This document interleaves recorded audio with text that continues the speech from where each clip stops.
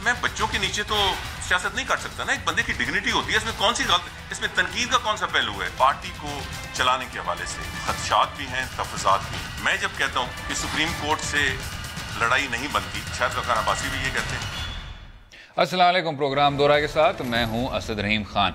आज के प्रोग्राम में हम बात करेंगे चौधरी निसार साहब की टैक्सिला में की गई प्रेस कॉन्फ्रेंस की। चौधरी साहब ने बिलाखिर चुप का रोज़ा तोड़ दिया। साबिक वज़ीर दाखिला ने इस प्रेस कॉन्फ्रेंस में बहुत अहम बातें की।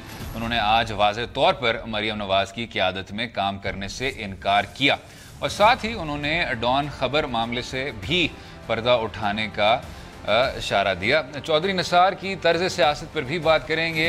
क्या चौधरी साहब की सियासत कौमी मफाद में है या नहीं? अपनी प्रेस कॉन्फ्रेंसेस में साबिक वज़ीर दाखिला ने नवाज शरीफ साहब की अदलिया पर तनकीद पर भी बात की। चौधरी साहब को नवाज शरीफ की अदलिया पर तनकीद से किस बात का खौफ है, उस पर भी बात करेंगे। और अगले कुछ हिस्सों में बात करेंगे पाकिस्तान मुस्लिम लीग नवाज की नई और मुतनाज़ क़यादत पर और नेशनल अकाउंटेबिलिटी ब्यूरो के केसेस का जो सिलसिला है। हमारे साथ आज बात करने के लिए सीनियर तज्ज़ियाकार अमार मसूद साहब हैं। अमार साहब, बहुत शुक्रिया शो में शामिल होने का। जनाब, आप मुझसे सर बहुत बेहतर जानते हैं इस मुल्क की तारीख। पाकिस्तान मुस्लिम लीग के हक में एक चीज़ कही जाती थी, नज़रिए को हम ज़रा छोड़ देते हैं क्योंकि उस पर शायद मज़ीद सवालिया निशान उड़ जाएंगे, और वो ये था कि जी इस बैनर के नीचे कोई मौरूसी सियासत शायद नहीं हो पाती थी। मुस्लिम लीग क्योंकि एक कायदे आज़म की जमात के साथ भी वो नाम जोड़ा जाता था, फिर फौजी आमरों ने भी उसको रेजरेक्ट करने की कोशिश की, लेकिन आज 2018 में हम देखते हैं जी एक मुस्लिम लीग में पीर पगाड़ा और फिर पीर पगाड़ा के साहिबजादे, दूसरी मुस्लिम लीग में चौधरी परवेज़ इलाही, उनके साहिबजादे मोनिस इलाही, और अब मुस्लिम लीग नवाज में भी जो पहले होता था कि जी ये भाईचारा में यही बादशाह चल रही है, अब उसमें भी एक दूसरी नस्ल उभर के सामने आई है। तो ये क्या जमहूरियत के लिए अच्छी बात है, तामीरी बात है? आपने बात मुकम्मल दलाइल मुकम्मल नहीं किए और आप बड़े अच्छे वकील हैं, आपको दलाइल मुकम्मल करने चाहिए जनाब। आपने अली तरीन का इसमें जिक्र नहीं किया, आपने इसमें बिलावल भुट्टो का जिक्र नहीं किया। मौरूसी सियासत के बात तो मुस्लिम लीग की हो रही है। मौरूसी सियासत के हवाले से इस मुल्क की तारीख में बेपनाह मिसालें मौजूद हैं। अब मसला ये है कि आजकल centre of attention Maryam Nawaz बनी हुई है। उनके रोल पर जो एतराज़ हो रहा है उसकी बुनियादी वजह वो स्टांस है जो मरियम नवाज ने इख्तियार किया हुआ है। वो स्टांस पब्लिकली बहुत ज़्यादा अपीलिंग हो रहा है। उनको जो रिस्पांस मिल रहा है पब्लिक से, उसकी वजह से बहुत से फैक्शंस हैं, बहुत से सेक्टर्स हैं, बहुत से इदारे हैं जहाँ एक खौफ की कैफियत पैदा हो रही है। मौरूसी सियासत दुनिया भर में कहीं ना कहीं किसी न किसी शक्ल में हमें नज़र आती है। मुस्लिम लीग नून के हवाले से जो बेहतर बात हुई है कि जो नवाज शरीफ का करंट बयानिया है, अगर वो एक बात करते हैं तो मरियम नवाज उससे 2 कदम आगे जाके बात करती हैं। सोशल मीडिया बिल्कुल इनएक्टिव था उनका, उस पर कभी काम नहीं किया। मरियम नवाज वो शख्सियत हैं जिन्होंने 4-5 लोगों की मदद से एक सोशल मीडिया शुरू किया और वो अब बहुत बड़ी कुव्वत बन गया है। तो मरियम का अपना कंट्रीब्यूशन भी है, सिर्फ मौरूसी सियासत नहीं है। ये नहीं है कि वो नवाज शरीफ की साहबजादी हैं उसकी वजह से ये हो रहा है।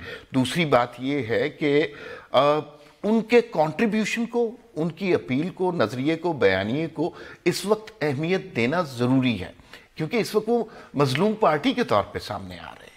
ये वो वक्त नहीं है जैसे चौधरी निसार ने आज किया कि अगर पार्टी पे कोई मुश्किल वक्त होता है, आपका सरबरा वज़ीर आज़म के ओहदे से ना हो जाता है, तो इस मौके पर चौक में अपनी ज़ात के लिए आप अपने गंदे कपड़े धोना शुरू कर दें, बदगुमानियाँ पैदा कर दें, तो ये उसका मौका नहीं है बिल्कुल भी। ठीक, लेकिन अगर आप चलें चौधरी निसार साहब के जूतों में अगर हम चलने की कोशिश करें कि जी तो बड़े भारी बूट हैं, बहुत भारी बूट हैं, ये पता नहीं, खैर 80 की दहाई से आप इस पार्टी से एसोसिएटेड हैं, आप बार बार कामयाब भी होते हैं रावलपिंडी से, आप बहुत सीनियर ओहदों पर फायज भी हो चुके हैं, और अब आपको ये कहा जा रहा है कि जी पार्टी की आदत, अभी उन्होंने यही बात की थी कि जी हमारा जो काउंसिल है मेन वो तो मिलता है नहीं, तो जब हम सियासी जमातों को मजबूत करने का कहते हैं तो शायद उसमें कुछ इकदामात लेना भी ज़रूरी होता है। और जब आपको ये कहा जा रहा होता है کہ جی جو لیڈرشپ ہے وہ ہی ڈیوالو کر چکی ہے. ان کا یہی کہنا تھا کہ میں کوئی سیاسی یتیم تو ہوں نہیں, میں اپنے جونیئرز کو نہیں کہوں گا سر یا میڈم,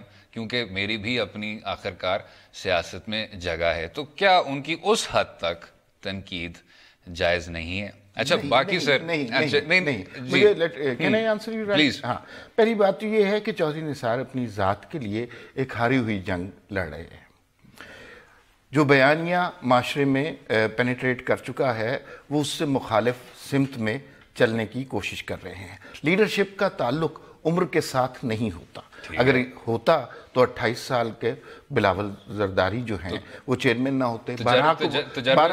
نہیں, اس میں تجربہ دیکھیں, بصیرت سے بھی نہیں ہوتا. آپ بصیرت کا تعلق عمر سے ہوتا ہے. نہیں میں ویسے کہہ رہا ہوں نہیں ہوتا.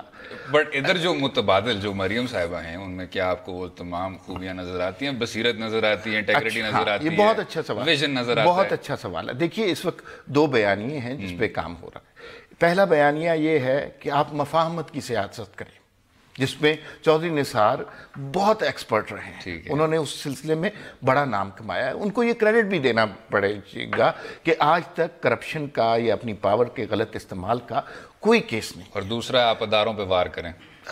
دوسرا ہے مخالفت کا, مزاحمت کا, کہ اگر ڈیموکریسی پر کوئی بات آتی ہے تو آپ اپنی آواز بلند کریں, ان اداروں کے خلاف بات کریں کہ جن کے خلاف بات کرنا اس معاشرے میں, اس سماج میں گناہ سمجھا جاتا ہے.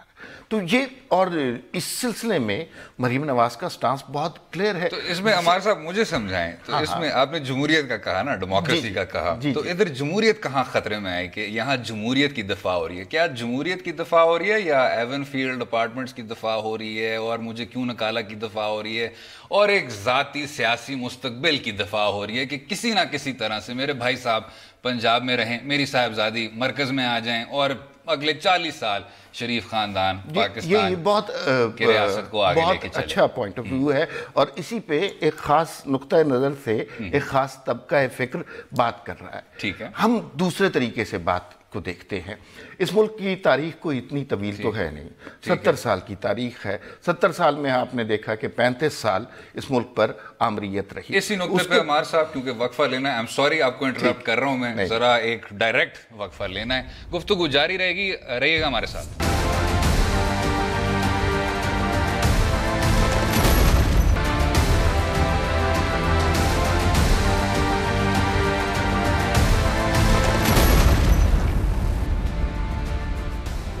ویلکم بیک ٹو دو رائے. عمار صاحب, آپ نے اپنی بات مکمل کرنی تھی جو میں. جی بالکل, اصل میں بات یہ ہے کہ اس ملک کی تاریخ کو سمجھنا کچھ اتنا دشوار نہیں ہے. 70 سال کی تو تاریخ ہے ہمارے پاس, اور ان 70 سال میں آپ نے دیکھا کہ 33-35 سال ہمارے یہاں آمریت رہی ہے. عوام کو ان کا حق نہیں دیا گیا, اور ایک آفت کی طرح ہمارے اوپر ماشاءاللہ مسلط کیے گئے. اس کے بعد ہم نے دیکھا جو جمہوریتیں رہی ہیں وہ جمہوریت بھی آمریت کے سائے میں پلتی بڑھتی رہی ہیں, جس کی مثالیں بہت واضح آپ کے سامنے ہے. کہ ہم نے اس ملک میں یہ بھی دیکھا کہ ہم نے قائد اعظم محمد علی جناح کی بہن کو غدار بھی کہا, اسی ملک کی بات ہے. اس کے علاوہ ہم نے ایک وزیر اعظم کو جو کروڑوں لوگوں کے ووٹوں سے منتخب ہوا تھا اس کو پھانسی پر بھی چڑھایا. پھر ہم نے مختلف وزیر اعظموں کو جنیجو سے لے کے نواز شریف, بے نظیر, ان پہ کرپشن کے الزامات لگا کر ان کو فارغ بھی کر دیا. پھر ہم نے وزرائے اعظموں کو وطن بدر کرنے کی روایت بھی شروع کی. تو دیکھیے یہ وہ بیانیہ بنتا ہے اس وقت کہ اس ملک میں عوام کے ووٹ کی تقدیس نہیں ہوتی. آپ باقی سارے اداروں کے احترام کی بات کرتے ہیں لیکن کبھی بھی پارلیمنٹ کے احترام کی بات نہیں ہوتی. بہت ہی آسان ہو گیا ہے کہ سیاستدانوں کو, اسمبلی کو, پارلیمنٹ کو میلائن کرنا, گالی دینا. یہ 70 سال سے سلسلہ چل رہا ہے. اب اس کے خلاف آواز اٹھے گی, اس پہ پبلک ریئیکشن کو جاننا ہوگا. اور گزشتہ کچھ عرصے سے ہم نے نواز شریف صاحب کے جو جلسے دیکھے ہیں, بات تو وہی کر رہے ہیں کہ مجھے کیوں نکالا, لیکن ساتھ ساتھ ہماری ہسٹری کو بھی بیان کر رہے ہیں. تو وہ بڑا امپورٹنٹ پوائنٹ ہے. یہ ایک شخص کی, میرے خیال میں, and you have every right to disagree with me, یہ ایک شخص کی جنگ نہیں ہے, یہ پاکستان کے عوام کی جنگ ہے. اصل میں عمار صاحب, میں اس تمام بیانیے سے اتفاق کرنے کو بھی تیار ہوں، اور جب پارلیمنٹ کے بارے میں یہ چیزیں کہی جاتی ہیں اور جب خود پارلیمنٹیرین اس طرح کی بات کرتے ہیں تو میرے خیال سے ہر پاکستانی شہری کا دل دکھتا ہے. لیکن یہ بیانیہ کمزور پھر اس وجہ سے ہو جاتا ہے کہ we are ready and waiting کہ شاید میاں نواز شریف صاحب وہی جو ڈیموکریٹ ہیں وہ اس طرح آگے قدم بڑھائیں اور کہیں کہ میں ہی آپ کے ووٹ کے سینکٹیٹی کی اور جنرلی جو ایک ڈیموکریٹک کنٹینیوٹی ہے اس کا میں نمائندہ ہوں. جب میاں نواز شریف صاحب خود، اور سر آپ نے ساری پرانی کہانیاں تو سن لی ہیں جنرل جیلانی کی اور جنرل ضیاء صاحب کی اور اسلامی جمہوری اتحاد کی، لیکن اگر ہم ماضی کے تلخ تجربے بھی بھول جائیں، 2012 میں میاں نواز شریف صاحب عدالت عظمیٰ میں کھڑے ہوئے تھے، میمو گیٹ چل رہا تھا اور انہوں نے کہا کہ جی میں تو واقعی میں اس حکومت کے خلاف ہوں. تو جب یوسف رضا گیلانی صاحب کو ہٹایا جاتا ہے، جب حسین حقانی گیٹ سامنے آتا ہے، جب میاں نواز شریف صاحب پھر ایک دم سے تیار ہو جاتے ہیں نہ ووٹ پہ بات کرنے کی، نہ منتخب اداروں کی بات کرنے کی اور انہی اداروں کی سائڈ لینے کی، تو کیا میاں صاحب کو کہا جا سکتا ہے کہ جی یہ وہی ہیں، ڈیموکریٹ ہیں اور ان کی یہ ذاتی جنگ نہیں ہے؟ بالکل صحیح ہے. اگر اس کوشچن کا مطلب اس طرح لیا جائے کہ جو برس جمہوریت کے سیاستدانوں کو میسر آئے تو کیا ان سے غلطیاں نہیں ہوئی، تو میرے خیال میں ان سے بے پناہ غلطیاں ہوئی ہیں. یہ جو آپ نے میمو گیٹ والی بات کی اور میاں صاحب جس طرح عدالت میں گئے، میرے خیال میں اٹ واز اے بلنڈر، بہت بڑی غلطی تھی. اس کے علاوہ بھی بہت ساری غلطیاں ہیں جو 2013 کے بعد ہوئی ہیں کہ آپ پارلیمنٹ کی بات کرتے ہیں، آپ پارلیمنٹ کے اندر خود نہیں جانتے. پارلیمنٹ میں قانون سازی ہونی چاہیے، آپ نے قانون سازی نہیں کی. ٹھیک ہے، 3rd ایئر آف ڈیموکریسی تک پاور ٹرانسفر نہیں ہوئی، بلدیاتی حکومتوں تک کام نہیں ہوا. یہ ان کی بہت بڑی غلطیاں. اس کے علاوہ بھی بہت غلطیاں، مطلب سوشل سیکٹر میں کام نہیں ہوا، ایجوکیشن میں، ہیلتھ میں کام نہیں ہوا، انفراسٹرکچر پہ کام ہوا ہے. ان غلطیوں سے اگر کوئی شخص ڈینائی کرے گا، کوئی یہ شخص کہے گا کہ یہ غلطیاں نہیں ہوئی، تو بڑا بیوقوف آدمی ہوگا. یہ غلطیاں ہوئی ہیں. مسئلہ اس وقت آ جاتا ہے جب ہم اس بحث میں آتے ہیں کہ کیا سیاستدانوں کی غلطیاں اتنی زبردست ہے، اتنی شدید ہیں کہ جتنی اس ملک کے ڈکٹیٹرز کی غلطیاں رہی ہیں. ایک شخص پارلیمنٹ میں نہیں آیا، بہت غلط بات ہے. قانون سازی نہیں کروائی، غلط بات ہے. لیکن دوسری طرف بھی تو دیکھیے نا کہ ایک شخص اس ملک کے آئین کو ٹھڈے مارنا شروع کر دیتا ہے، اور جو بھی عوام کے منتخب لوگ ہیں وہ کبھی جیلوں میں جا رہے ہیں، کبھی کوڑے کھا رہے ہیں، کبھی ان پہ تشدد ہو رہا ہے. اچھا، پھر کرپشن کی بات آ جاتی ہے. کوئی شخص یہ نہیں کہہ سکتا کہ جن سیاستدانوں کی ہم بات کر رہے ہیں سارے کے سارے نتھرے ہوئے صاف ستھرے ہیں. نہیں ہے ایسی بات، نہیں ہو سکتا. لیکن جب ہم کسی ڈکٹیٹر کے اوپر ہاتھ رکھتے ہیں، جب ہم کسی چیف مارشل، ماضی کے چیف مارشل ایڈمنسٹریٹر کے اثاثوں کے بارے میں ہلکی سی بھی بات کرنا شروع کرتے ہیں، آپ بھی اس معاشرے میں رہتے ہیں، آپ بھی اس میڈیا پر کام کرتے ہیں، تو آپ کو اندازہ ہو جاتا ہے کہ ہم یہاں پر کہاں کھڑے ہیں. دیکھیے، انصاف تبھی بہتر ہو سکتا ہے جب انصاف سب کے لیے ہو. مجھے بہت اچھی بات لگی کہ اگر عدلیہ نے اپنا وقار بحال کروانا ہے، جو نواز شریف کی کیمپین ہے، جو اینٹی جوڈیشری بڑی واضح طور پر ہے، وقار بحال کرانا ہے، جنرل پرویز مشرف کو سزا دینی چاہیے، ان کو ملک میں بلانا چاہیے. وہ اتنا کھلم کھلا اس ملک کے آئین کا، قانون کا ہر روز مذاق اڑا رہے ہیں. اسی نقطے پہ عمار صاحب، جب ہم پرویز مشرف صاحب کی بھی بات کرتے ہیں، آپ نے بالکل درست فرمایا کہ جی ایک فرق معیار ادھر اپلائی ہوتا ہے جہاں آپ کے آئین کو اس طرح رد کیا جاتا ہے، اور ایک فرق معیار ادھر اپلائی ہوتا ہے جب آپ کے اپنے قوم کے منتخب نمائندے ایسے عہدوں پر فائز ہوتے ہیں. لیکن جب ہم پرویز مشرف صاحب کا بھی سلسلہ دیکھیں، ابھی میاں نواز شریف صاحب فخر سے کہتے ہیں کہ میری وجہ سے ایک فوجی عامر کٹہرے میں کھڑا ہوا، لیکن جناب آپ پہ اتنا ہی واجب تھا کہ یہ جو کیس ہے یہ کسی نہ کسی طرح سے منزل تک پہنچے. آپ درست فرما رہے ہیں کہ عدالت کو کچھ کرنا چاہیے تھا، لیکن اس سے پہلے ریاست پر اور فیڈریشن پر واجب تھا کہ وہ اسی فوجی عامر کو پروسیکیوٹ کر پائیں. اگر آپ وہ لاسٹ آرڈر بھی پڑھیں گے تو اس میں عدالت یہی کہہ رہی ہے کہ جی ہمارے پیچھے آپ نہ چھپیں، کیا آپ نے اس آدمی کی مکمل طور پر استغاثہ کرنی ہے، اور جواب ان کو منفی میں ملا. اور ساتھ میں سر اگر ہم بالکل ہی جائیں عدالتی کارروائی پہ تو اس سے بڑا کیس اصغر خان کیس تھا. اس میں میاں نواز شریف صاحب ریسیونگ اینڈ پہ تھے کہ جی کیا کچھ نہیں ہوا. اسلم بیگ، اسد درانی، وہ پورا سلسلہ سر آپ کو پتہ ہے. اس میں بھی عدالت نے کہا ایف آئی اے کو کہ جی ایف آئی اے جائے اور پوری طور پر تفتیش کرے، وہ بھی ریاست کی ایک ذمہ داری ہے. آپ گفتگو کے بڑے اچھے نقطے پہ پہنچ گئے. پیچیدہ تھوڑا سا نہیں یہاں پہ رک جائیے. ایک خیال یہ ہے کہ نواز شریف کو جو سزا مل رہی ہے، جس کا خمیازہ انہیں بھگتنا پڑ رہا ہے، وہ یہ ہے کہ پرویز مشرف کو کٹہرے تک لے کے جانے کی سزا ان کو دی جا رہی ہے. ان کو تو جانے دیا. ہاں، لیکن وہ جہاں تک بھی پہنچے، ایک عام پارٹی میں جو 2 دھڑوں کا خیال تھا، اس میں سے ایک جو مفاہمتی حلقہ تھا، جس کے چودھری نثار صاحب بہت بڑا علم اٹھا کے چلتے ہیں، وہ یہی کہتے تھے کہ نہ چڑھیں انہیں کچھ نہ کہیں. اور دوسری طرف وہ لوگ تھے جنہوں نے جوتے کھائے ہیں، کوڑے کھائے ہیں، وہ کہتے تھے کہ اس عامر کو سزا ملنی چاہیے. صاحب کیونکہ پروڈیوسر صاحب مجھے ڈانٹ رہے ہیں، اگر ہم واپس چودھری نثار صاحب کے اس پہ بھی آ جائیں، آپ نے ابھی ان کا حوالہ بھی دیا تھا. سر اس سے پہلے آپ نے کہا کہ جی آپ نے پاکستان پیپلز پارٹی اور پاکستان تحریک انصاف کا بھی ساتھ میں حوالہ دینا چاہیے تھا. چلیں اگر ہم پہلے اس پہ پی پی پی پہ آ جائیں سر، اس میں پھر بھی آپ کہہ سکتے ہیں بے نظیر بھٹو صاحبہ کی ایک تحریک تھی، ایک فوجی عامر کے خلاف ایک جدوجہد تھی. اگر اس کو کمپیئر کیا جائے کہ جی آپ نے مسلم لیگ نواز کا سوشل میڈیا ونگ بحال کر دیا، ٹھیک ہے کنٹریبیوشن ہے، لیکن شاید اس طرح نہیں جی کہ پوری کی پوری قیادت بھی آپ کو سونپ دینی چاہیے. اور جو سینئر لوگ ہیں چودھری نثار صاحب جیسے، ان کا جو غم و غصہ ہے وہ پھر جائز ہے. اس پر کیا رائے رکھتے ہیں آپ؟ بھئی غم و غصہ فرینکلی سپیکنگ جسٹیفائیڈ نہیں ہے. کیوں؟ اس لیے کہ جب آپ کی قیادت مشکل میں ہے، اس وقت کس طرح کے الزامات لگانے کی کیا تک ہے؟ آپ کس طرح کے لیڈر ہیں، کس طرح کے دوست ہیں، کس طرح کے پارٹی ورکر ہیں کہ آپ اتنے عرصے سے ساتھ کام کر رہے ہیں؟ جب پارٹی کی قیادت پر مشکل وقت آیا تو آپ نے اس طرح کے الزامات لگانے شروع کر دیجئے. دوسری بات یہ ہے کہ موروثی سیاست کے حوالے سے اور مریم نواز کے کنٹریبیوشن کے حوالے سے، ان کا کنٹریبیوشن یہ مان لینا چاہیے ابھی تک اتنا نہیں ہے جتنا بے نظیر کا تھا.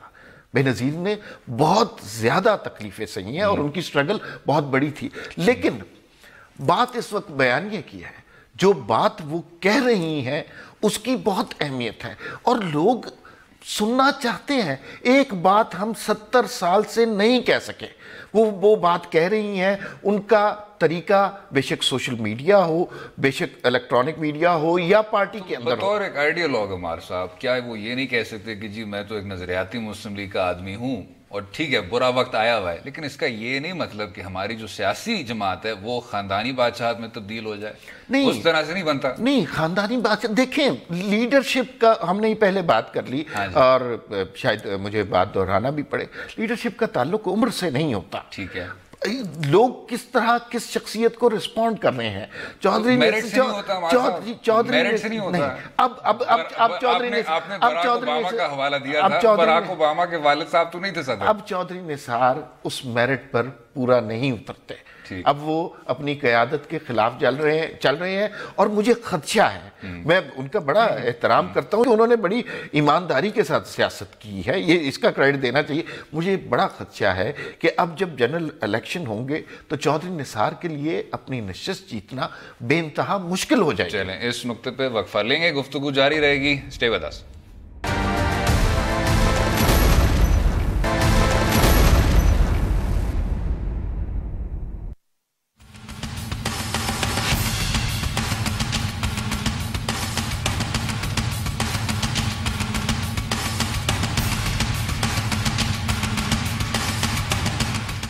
Welcome back to Daura. بات کریں گے سیگمنٹ میں مریم نواز صاحبہ کے مسلم لیگ نون کے بڑھتے ہوئے اثر رسوخ پر. عمار صاحب ابھی ویسے ڈسکشن تو یہی ہو رہی تھی، تو اب پاکستان مسلم لیگ نواز سر اس حد تک ہم شاید متفق ہو سکتے ہیں کہ اتنی بڑی سیاسی جماعت میں، اور آپ نے بالکل درست فرمایا this applies to Pakistan Peoples Party, یہ اتنی ہی پاکستان تحریک انصاف پہ بھی بات لاگو ہونی چاہیے کہ آپ کو کوئی نہ کوئی آدمی تو مل سکتا تھا. کیا ایسا نہیں ہے؟ کیا جماعت اسلامی کی کم ہی لوگ تعریف کرتے ہیں اس شو پہ، شاید ہم کو زیادہ کرنی چاہیے، لیکن ان کم اور مختصر تعریفوں میں ایک یہ ہوتی ہے ہمیشہ کہ چلو چاہے کچھ بھی آپ کر لیں، لیکن مودودی صاحب کے بعد قاضی حسین صاحب ہوتے ہیں، ان کے بعد منور حسن صاحب ہوتے ہیں, منور حسن صاحب کے بعد سراج الحق صاحب ہوتے ہیں, ایک سر نیم سے, ایک سر نیم کی فہرست نہیں ہوتی. تو آگے بڑھتے ہوئے کیا ہے سیاسی جماعت کا نیکسٹ جو سٹیپ ہے وہ یہ نہیں ہونا چاہیے, فرگیٹنگ چودھری نثار صاحب نے کیا کہا, بالکل ہونا چاہیے, بالکل ہونا چاہیے. لیکن آپ دیکھیے, ہم نے یہ بہت دفعہ آپ کے شو پہ یہ بات کی ہے کہ جمہوریت ایک پروسیس ہے. ہم ساری تبدیلیاں ایک لمحے میں, ایک ٹینیور میں, ایک 5 سال میں نہیں کر سکتے. ہم نے ماضی میں یہی دیکھا ہے کہ ہمارے ہاں لوگ لیڈرشپ کسی ایک شخص کو پسند کرتے ہیں. ٹھیک ہے, اچھا جب اس کو پسند کرتے ہیں تو اس کے اہل خانہ, اس کے خاندان کو بھی پسند کرتے ہیں. بھٹو کے بعد بے نظیر کو لوگوں نے پسند کیا, اس کے بعد آصف زرداری تک کو ہم نے حکومت دی, اور وہ سلسلہ ابھی بلاول بھٹو تک چل رہا ہے. اسی طرح لیکن وہ تباہ ہو گئے نا ہمارے صاحب, صرف تک محدود ہو گئے وہ. ہاں, لیکن اس میں مسئلہ یہ ہے کہ وہ صرف موروثی سیاست کی بات نہیں ہو رہی, وہاں گورننس کا بھی بہت بڑا ایشو رہا ہے. ابھی جو نواز شریف کا کلیم ہے نا, وہ اس لیے لوگوں کو زیادہ پسند آ رہا ہے اور اس کا پبلک رسپانس اس لیے اچھا لگ رہا ہے کہ ساتھ گورننس کا دعویٰ بھی ہے نا. ہم یہ کہہ سکتے ہیں کہ ہم نے سب کچھ ٹھیک نہیں کیا, سب کچھ بہتر نہیں ہوا, لیکن کمپیریٹیولی چیزیں بہتر نہیں ہوئی. یہ عمار صاحب آپ نے ایک انتہائی دلچسپ نقطہ اٹھایا کہ جی ایک گورننس ہوتی ہے اور ایک یہ تمام یہ جو موروثی سیاست کا نظام ہے. ایک بہت دلچسپ مضمون آیا تھا چیلسی کلنٹن پر, جو ہلری کلنٹن اور بل کلنٹن کی صاحبزادی ہیں, تو وہ ڈینسٹی کے بارے میں اور موروثی سیاست کے متعلق کہہ رہے تھے, اور انہوں نے کہا کہ یہ بش خاندان پر بھی لاگو ہوتا ہے کہ جو فرسٹ جنریشن ہوتی ہے ٹھیک ہے وہ کام دکھا دیتی ہے, second generation probably a bad idea, اور جو تیسری نسل ہوتی ہے اس کو خدا را سامنے کبھی مت لائیے گا آپ. کہنا میں صرف یہ چاہ رہا ہوں کہ گورننس شاید اس طرح کی جوڑی ہوتی ہے کہ جب آپ والد صاحب سے پھر صاحبزادی اور پھر اس کے بعد داماد کو اسی طرح سکسیڈ کرنے دیتے ہیں تو گورننس میں بھی وہی کمزوریاں آ جاتی ہیں. میرے خیال سے 90 کی دہائی میں کوئی بھی پاکستان پیپلز پارٹی کا جو ہم خیال ہو یا جو سنسیئر ورکر ہو وہ نہ چاہتا کہ آصف زرداری صاحب اس طرح جماعت کو سنبھال لیتے. اور اس کا جو نتیجہ ہے, بڑے لوگ تھے جو کہتے تھے کہ جی بہت بڑے سیاسی جینیس ہیں, اب اتنے بڑے سیاسی جینیس ہونے کے باوجود 2013 میں کتنی زیادہ وہ نشستیں ہار بیٹھے. تو یہ ریلیشن شپ ہمیں نہیں ڈرا کر لینی چاہیے کہ آہستہ آہستہ سے آپ اسی طرح کمزور ہوتے جائیں گے. نہیں, اس میں بات یہ ہے نا کہ اگر آپ پارٹیوں میں جمہوریت کی بات کرتے ہیں تو وہ ضرور ہونی چاہیے, کیونکہ سینٹرل ایگزیکٹو جو ہے ان کی کمیٹی وہ نہیں بیٹھی. اچھا, ضرور جمہوریت ہونی چاہیے, لیکن پھر وہی بات ہے پارٹیوں میں جمہوریت کے لیے ضروری ہے آپ جمہوریت کا پروسیس چلنے دیں. ٹھیک ہے, اچھا ہمارے ہاں لوگوں کی نیچر کی بھی بات ہے. آپ یہ بات کتنی دفعہ ہو چکی ہے کہ نواز شریف کو اگر پی ایم ایل این سے نکال دیا جائے, عمران خان کو تحریک انصاف سے نکال دیا جائے, بھٹو خاندان کو پیپلز پارٹی سے نکال دیا جائے, لوگوں کا انٹرسٹ اس پارٹی میں اس طرح نہیں رہے گا. ہونا چاہیے, بالکل ہونا چاہیے, لیکن نہیں ہوگا. وہ اس کا طریقہ کیا ہے کہ یہ سسٹم زیادہ دیر تک چلے اور جمہوریت کے اثرات ثمرات ڈیمانڈز ان پارٹیوں میں بھی پہنچے اور لوگ ڈیمانڈ کریں کہ یہ بہتر شخص ہے. جیسے میں بڑا خوش ہوں شاہد خاقان عباسی کی اپوائنٹمنٹ سے, انیشلی اچھی بات ہے, بہت اچھی بات ہے, لیکن اب وہ کیا کہہ رہے ہیں کہ میرا وزیر اعظم نواز شریف ہے. تو اس کا مطلب ہے کہ ہمارا جو معاشرتی سٹرکچر ہے وہ ڈیفرنٹ ہے. ہم شخصیات کو پسند کرتے ہیں, پوچھتے ہیں, ان پہ اعتبار کرتے ہیں. میں نے جن 3 شخصیات کا نام لیا, آپ ان کو سیاست میں سے نکال دیں, ان پارٹیوں میں کچھ نہیں رہ جائے گا. لیکن عمار صاحب آپ سلسلہ شروع تو کر رہے ہیں نا, شاید 2 سال میں 3 سال میں 5 سال میں کوئی آدمی کہے گا میرے خیال میں اس سلسلے کا خاقان عباسی صاحب میرے وزیر اعظم ہیں, آپ کے وزیر اعظم ہیں, شاید خاقان عباسی صاحب بھی خود کہیں کہ یس اس طرح کا سکسیشن ہونا چاہیے, کیونکہ اس بات پہ تنقید بھی ہوئی تھی کہ شاہد صاحب کو یہ بات شاید نہیں کرنی چاہیے تھی. تو اسی طرح آپ لوگوں کے جو جس طرح کا بھی وہ تصور کرتے ہیں چیزوں کو, اس کو پھر اس کا طریقہ بھائی یہ ہے کہ اس سسٹم کو زیادہ دیر تک چلنے دیں, 15-20 سال دیں جمہوریت کو. جمہوریت کو جادو کی چھڑی نہ دیں, بنا کے نہ رکھیں کہ ایک دفعہ چلو جی عوام کے ووٹوں سے لوگ منتخب ہو گئے, اب ان کی غلطیاں نکالو, یہ نہیں کیا. اچھا, پارٹیوں میں بھی ڈیموکریسی اس وقت آئے گی جب عوام کے مائنڈ سیٹ میں ڈیموکریسی آئے گی. ہم شخصیت پرست لوگ ہیں, ہر پارٹی کے لوگ, اور اس کو ہمیں امپروو کرنا چاہیے. اس کو ہمیں امپروو کرنا چاہیے. جب آپ نے جمہوریت کی بات کی عمار صاحب, تو ہمیں یہ ایک بہت خوبصورت نقطہ پڑھایا جاتا ہے ریاست کے بارے میں کہ جی اس کے پھر بھی 3 برانچ ہوتے ہیں. تو جب آپ کا ایگزیکٹو اس چیز پہ پوگا ہوا ہے کہ یہ گٹھ جوڑ ہے, عدلیہ کا, اسٹیبلشمنٹ کا, ماضی میں کتنا زیادہ ہم متاثر ہوئے ہیں. شیخ مجیب الرحمان کی بات ہوئی جب یہ, اور اس میں کوئی شک نہیں ہے کہ شیخ مجیب الرحمان کا جو بھی قصہ ہے اس سے ہر پاکستانی کو سبق سیکھنا چاہیے. میں اس بات سے بالکل اختلاف نہیں کر رہا. میں صرف یہ کہہ رہا ہوں کہ آپ کو پھر بھی باقی اداروں کا یہ سمجھ لینا چاہیے کہ میں ان کو ہڑپ کر کے کوئی زیادہ مقبول نہیں ہو سکوں گا. ان سب کو ہم نے ساتھ ساتھ لے کے چلنا ہے. عدالت پہ تنقید کرنا اور عدالت کو ڈی لیجٹمائز کرنا, اس میں بہت بڑا فرق ہے. اس سے آپ کیا رائے رکھتے ہیں ہمارے ساتھ؟ اچھا دیکھیے, پھر وہی ڈیبیٹ ہے کہ اداروں کا احترام ہونا چاہیے. جی ہاں, افواج پاکستان کا احترام ہونا چاہیے. ہمارے فوجی بڑی بے جگری سے لڑتے ہیں, اپنی جان دیتے ہیں, ہمیں ان کا احترام کرنا چاہیے. ہماری عدلیہ کا احترام ہونا چاہیے. مسئلہ صرف یہ ہو جاتا ہے کہ جب ہماری پارلیمنٹ کا احترام نہیں ہوتا. آپ صرف ان دو اداروں کو کیوں ادارہ سمجھتے ہیں؟ ٹھیک ہے, سپریم پارلیمنٹ ہوتی ہے, پارلیمنٹ کے فیصلے سپریم ہوتے ہیں. ہم نے یہ معاشرتی طور پر اور سماجی طور پر یہ بات سمجھ لی ہے کہ ہمارے ہاں جن اداروں کا احترام ضروری ہے وہ ایک جوڈیشری ہے, ایک آرم فورسز ہے. ہم نے کبھی بھی کوشش نہیں کی پارلیمنٹ کے احترام کی. جب تک پارلیمنٹ کا احترام یہ دونوں ادارے بھی قبول نہیں کریں گے تب تک یہ جنگ چلتی رہے گی. اور یہ بات میں اور آپ اکثر ویسے بھی کرتے رہتے ہیں. مسئلہ باقی سارے مسائل اپنی جگہ, سول ملٹری ریلیشن شپ اس ملک کا ہمیشہ سے بنیاد سے مسئلہ رہا ہے. یہ چیزیں 70 سال کے بعد طے ہو جانی چاہیے. اگر جمہوریت ہے تو پھر پارلیمنٹ کو احترام ملنا چاہیے. اگر کرپشن کے الزامات لگنے ہیں تو پھر ہر شخص کا احتساب ہونا چاہیے. اگر انصاف ہونا ہے تو سب کا انصاف, سب کے ساتھ انصاف ہوگا تو انصاف مانا جائے گا. احترام کرنا ہے تو سب کا احترام کریں. اسی پہ وقفہ لیں گے, گفتگو جاری رہے گا ہمارے ساتھ.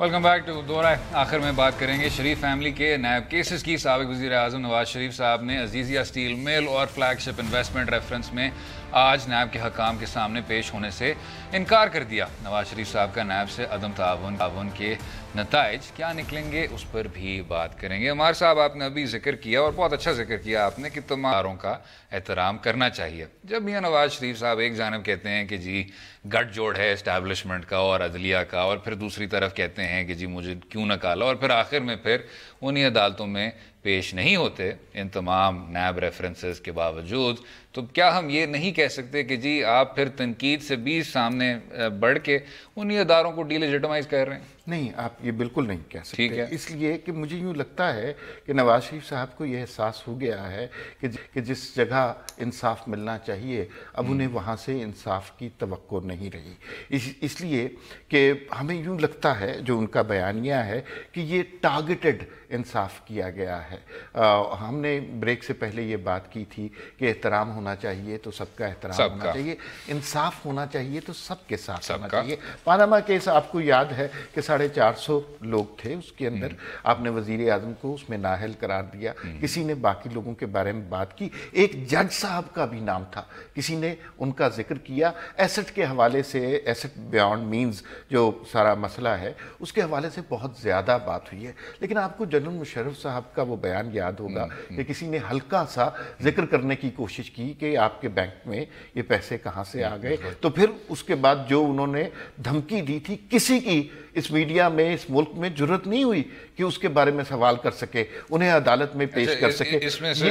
یہ جو ہے نا, اب ہمیں ان معاملات کو سیریسلی لینا چاہیے. جو بہت سارے لوگ نواز شریف کے ساتھ ہیں نا, وہ اسی وجہ سے ہیں کہ لوگ خود یہ سوال کرنا چاہتے ہیں. اس میں 2-4 نکات عمار صاحب آپ کی خدمت میں. پہلا کہ جی پیناما پیپرز میں اتنی لمبی فہرست آئی, اب اس کے بھی سر کاروائی میں پٹیشنز فائل ہوئے ہیں, وہ تمام لوگ جو بھی ہیں جن کا نام آیا تھا پیناما میں, عدالت عظمیٰ میں وہ پروسیڈنگز کا ابتدا ہو گیا ہے. لیکن اس میں بھی میاں نواز شریف صاحب شروع میں تھے, کیونکہ ترجیح ان کو شاید دینی چاہیے تھی بطور وزیر اعظم صاحب جو حکومت وقت کے ایگزیکٹو ہیڈ ہیں. साथ में से फिर आप उन जज साहब का भी आपने हवाला दिया, उन जज साहब पे भी कार्रवाई शुरू हुई है सुप्रीम जुडिशल काउंसिल में, और आखिर में परवेज मुशर्रफ साहब, यस, उस पर फिर शायद लेकिन इत्तेफाक कर सकते हैं, लेकिन उनका भी प्रोसिक्यूशन मियां साहब को करना चाहिए था। हाँ, अब इसमें बात कीजिए ना कि इंसाफ 19 लाख केसेस हैं, आपसे बेहतर कौन जानता है, जो मसाइल लोगों के हल नहीं हुए।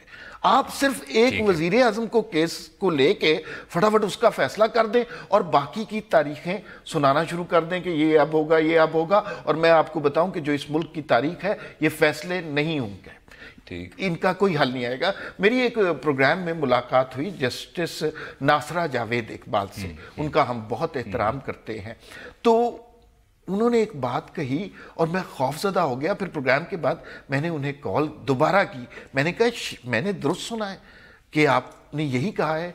तो उन्होंने कहा यही बात है। उनका ज़ाती मुकदमा सिविल कोर्ट में गुज़िश्ता 19 साल से है। हम जिस घर की बात कर रहे हैं उसमें 3 वकील हैं, 2 चीफ जस्टिस हैं, और ये खातून हज़रत अल्लामा इकबाल की बहू हैं। और इन्होंने कहा 19 साल गुजर गए हैं, उसमें अभी तक एविडेंस पेश करने की मुकदमे में नौबत नहीं आई।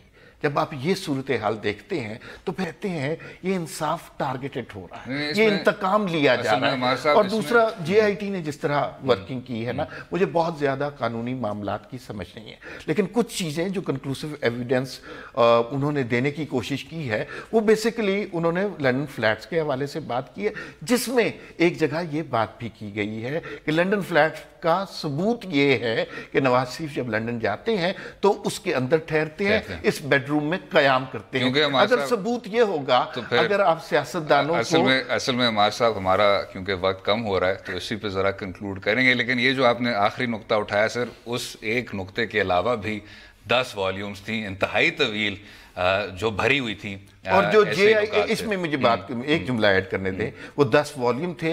ये काम जेआईटी 3 महीने में नहीं कर सकती थी, हमें इस बात को मान लेना चाहिए। ये काम 2-3 साल से हो रहा था, जेआईटी को बहाना बनाया। इस पर प्रोग्राम एक और करना होगा, जेआईटी का भी, और के उन वॉल्यूम्स में जो वजन था वो कितना था। उम्मीद है आपको आज का प्रोग्राम पसंद आया होगा। अमार मसूद साहब, बहुत बहुत शुक्रिया शो में शामिल होने का, अपना वक्त देने का। अपनी राय से भी हमें आगाह कीजिए ट्विटर और फेसबुक के लिंक्स के जरिए। कल तक इजाज़त दें, खुदा हाफ़िज़।